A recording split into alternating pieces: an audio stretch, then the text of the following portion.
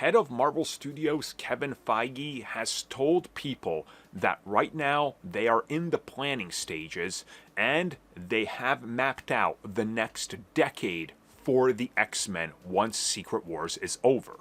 So let's talk about all the plans and what exactly might be happening.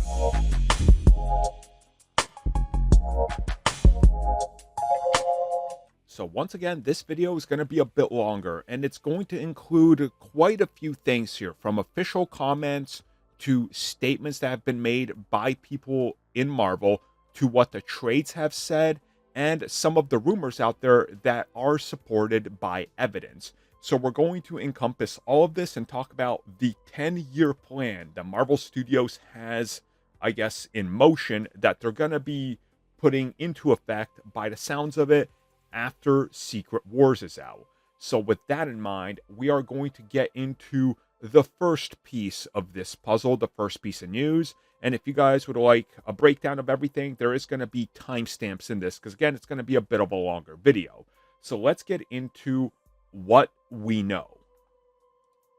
So what we know officially is that writing on X-Men projects started about 3 years ago, and that they started closing in on more finalized, ideas of what they had in motion about a year and a half. And we are hearing that the writing team associated with the film, one of them being Michael Leslie, who was reported by Deadline to be the writer of the film, or one of them, we still don't know the status. Leslie has been working on this close to a year now. It actually goes all the way back to May of 2024. And seeing how these scripts enter development and when they move towards a director and production, naturally the next thing would be to hire a director and get rolling on the film. With a rumored release date for 2028, chances are that we could be looking at a director announced by early next year.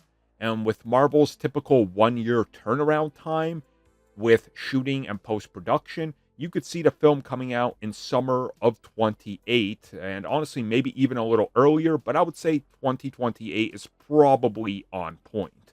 Which brings me to point number 2, which we got to talk about here, which is Marvel Studios head Kevin Feige and the recent statement that he made. And this was reported by the Wall Street Journal. While talking about Thunderbolts, this is what they had to say in one of their pieces. Thunderbolts is an example of a movie produced in the post-quantity era, hence the glowing reviews. Feige has also one eye on the future, as he's reportedly told colleagues he has a 10-year plan for the X-Men. So that right there is what we're going to talk about in the next section of the video, the 10-year plan, if you will, for X-Men. So obviously what they're doing here is pre-planning. They're looking at the X-Men brand like the Avengers brand, and they want to make sure that X-Men films are coming out in a timely manner. I think that it's quite obvious that they don't want to take 4 to 5 years between films, because that has been detrimental to many characters and franchises. And I think what we're looking at is going back to Phase 1, Phase 2, and parts of Phase 3, where 2.5 to 3 years max is what you do between specific films. So laying out a 10-year plan tells me that there is a X-Men trilogy. Now, what we know about what they're doing is that it seems like after Secret Wars, the big idea is to have the X-Men franchise sort of carry the Marvel brand into the future with the mutant saga, which again does make a whole lot of sense. The X-Men are a big brand. They're only going to get bigger under Marvel Studios, having the rub of, well, not just the MCU, but also recovering goodwill and a fresh take that's more than likely going to be a lot more comic accurate in nature than what Fox ever gave us, which again gives Marvel Studios this advantage that I don't think that many other people can afford. And nostalgia will be high. We've already seen that with the likes of X-Men 97. So the 10-year plan that's in motion makes sense to me, because what they're talking about is essentially 3 X-Men films, but also I think spin-offs are given, and I think among these is X-Force. So just recently, we heard that Ryan Reynolds is actively working on a brand new ensemble film, and according to all the trades out there, this will be a X-Men film. And we don't have all the full details on it, but it definitely sounds like that this is going to be a X-Force film with more or less rejected X-Men members and Deadpool trying to find their way. And it's definitely sounding like that this is going to be in the MCU proper. So again, after Secret Wars, my guess is we're getting Deadpool and X-Force, or X-Force and Deadpool, some variation of that. And if Hugh Jackman's Wolverine sticks around, well then, you just got another angle to take this in, right? So those two could be X-Force members, while you also have a younger Logan running around the MCU.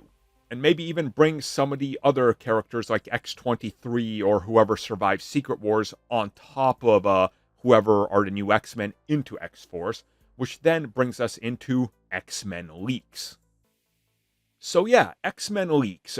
What do we know? Well, so far, officially, we know very little. I really need to stress that because people do not understand that a lot of the stuff out there is leaks by way of scoopers and not a whole lot official.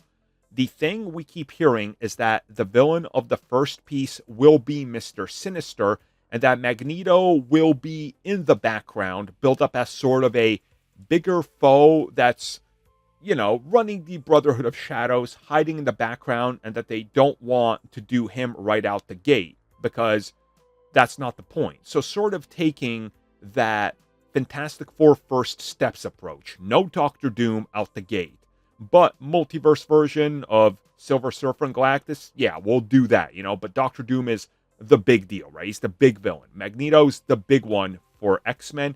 You don't want him out first. Focus on smaller villains. There's also been rumors that on top of Sinister, we could be seeing Arcade. Now, Arcade is another popular one. That's the one I would love to see. But there's also been rumors of Mojo, which maybe. And also that rumor that The Rock could be playing Apocalypse. That's been out there. We know he now has like this big deal with Disney. So if that ends up being true, I guess we know that technically the end of the trilogy will be X-Men Apocalypse, right? So let's talk about the X-Men trilogy. So the X-Men trilogy, if it's supposed to come out within 10 years, I think it's safe to say, once again, every 3 years you get an X-Men entry. But I think it gets a little bit more complex than that, because like the rest of the MCU, the X-Men will be interacting with the bigger Marvel universe. Undoubtedly, and there is no way that they can resist it. The question will be asked, who wins in a fight, the Avengers or the X-Men? And that will be a film. Now look, I know versus movies have a bad track record, but Godzilla vs. Kong and those films are fine. They're great even. Civil War was great. Batman v Superman, not so much. So I think what you're looking at is honestly Marvel Studios. I think after the first X-Men film and after another Avengers film is out that establishes who the Avengers are post-Secret Wars, I think you're going to start to see, the seeds drop in there. Hey, there's a little bit of rivalry here. There's some stuff going on. And something will pull these characters to fight each other. That something will probably be Magneto. Once he outs himself, he's going to put the X-Men as a target, and that maybe mutants are doing bad things. The Avengers will show up. They're going to have a little, battle. Ultimately, they're going to realize they need to work together. It won't be a true full-on, full blowout, versus film. Just like Godzilla vs. Kong and its sequels, you're going to need something else that's included in the fight, because it's not just good guy versus good guy. That can't really work. That's the problem with many versus films that don't get the memo. So in essence, I think Marvel Studios has already charted out about a decade worth of content not just X-Men. I think they have a loose idea of what's going to be happening. And with them largely abandoning high budget TV projects now, I think you can look at the X-Men brand as sort of their next big, well, I don't want to say key franchise because there's going to be multiple, but it's definitely going to be a factor. And just by looking at it, I think you start to realize that Marvel knows what they're going to be doing, and planning it now far in advance will hopefully help them avoid some of the pitfalls that they've had over the course of the last 5 to 6 years. Again, not all in their control, as they lost some control with a pandemic and everything, but getting it figured out and sticking to it will be key. Thank you for checking out that video, and thank you for your continued support. Feel free to like, share, subscribe, do whatever you will, and if you're so inclined and would like some additional content from us, which includes unfiltered content and bonus discussions, we do offer exclusively in our member section. We hope to see you there. So thank you for watching, and have a good one.